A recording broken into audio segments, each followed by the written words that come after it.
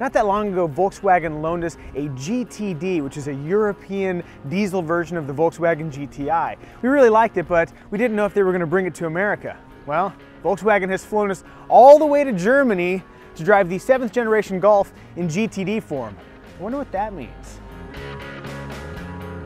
Unfortunately, it doesn't mean that an American GTD is guaranteed, at least not yet. But much of what makes up the GTD will find its way to the US. Underpinning the GTD is the 7th generation Golf platform, and it's bigger, roomier, but also lighter, about 70 pounds, than the previous generation. Naturally, lightweight and a stiff chassis results in good stuff like quicker acceleration and sprightlier handling. Sprightlier? Yeah, I like sprightlier. It's sprightlier. Ha ha ha! Wee, sprightly!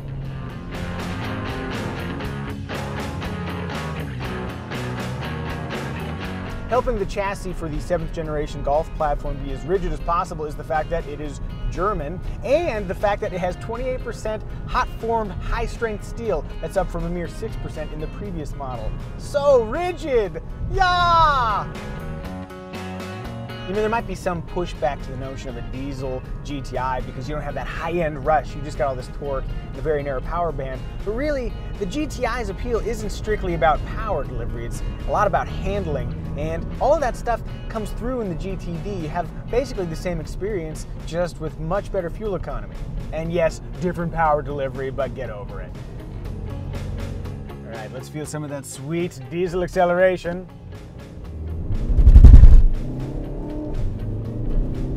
That's the funny thing about a diesel, is that it kicks so hard that the stability control system and the traction control have to mitigate that acceleration. Eventually you get moving though. No surprises here, it's a diesel, so there's tons of torque, and then power starts to trail off once you get up around 4,000 RPM. But it's actually a lot of fun. Floor it, and you go. And there's enough get up and go that if you want to pass somebody on some super unlimited German roadway, why, that's no problem. Come to Germany and enjoy their brilliant autobahns, and you can tap into the GTD's 143 mile/hour top speed. It's faster than most of the cars, but not faster than some. Stay out of the way of the Porsches. At the same time, it also returns 56 miles per gallon on the European testing cycle. Now don't get all excited, that doesn't mean 56 miles per gallon by American standards. Come over to America, maybe 10–15% you have to cut off, and then you have about 44–45 miles per gallon you can expect for a combined fuel economy. I've seen a lot of bad auto stop systems in various cars, but the GTD's auto stop is pretty good. Nice and smooth, immediate restart. The only thing is that if you get on it immediately after taking your foot off the brake, sometimes the engagement with the clutch is a little bit abrupt, but if you have to save gas, that's not a bad way to do it. The power steering system is one of those electrically boosted systems that automotive journalists hate so much because you don't get a ton of feel through the steering wheel. It's not really a problem though. You turn and then the car turns, and then you turn more and it turns more, and it all works just fine.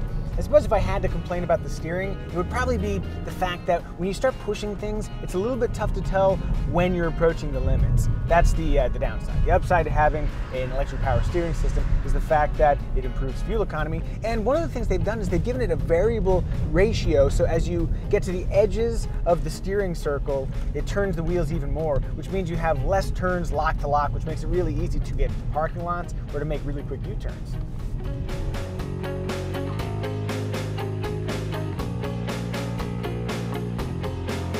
It's actually the one stretch of German road that's slightly bumpy. They really do the road thing well. It's okay though, because the GTD has an adaptive damping system. It's the kind of stuff that you'd usually find in a higher end vehicle. I'm not sure if this will make it to America because, you know, Europe gets all sorts of cool stuff on their tiny little cars, and usually that kind of stuff is reserved for big American cars, but who knows? That's the nice thing about the new modular system with the Golf and a lot of Volkswagen's cars based on their new MQB platform. I'm throwing a lot of sort of buzzwords at you. I'll stop talking now.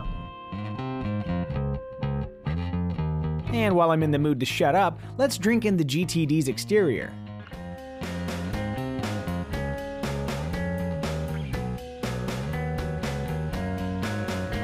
visual distinctions between the GTD and the GTI are minimal, but you'll get points if you notice them. They include the lack of a red line of trim on the front, the fact that the GTD's exhaust only exit on the left side of the rear diffuser, and this heritage material right here is gray instead of more colorful as in the GTI. Oh, and different wheels.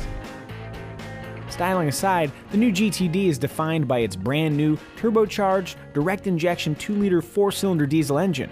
Output is a reasonable 184 horsepower and a robust 280 pound-feet.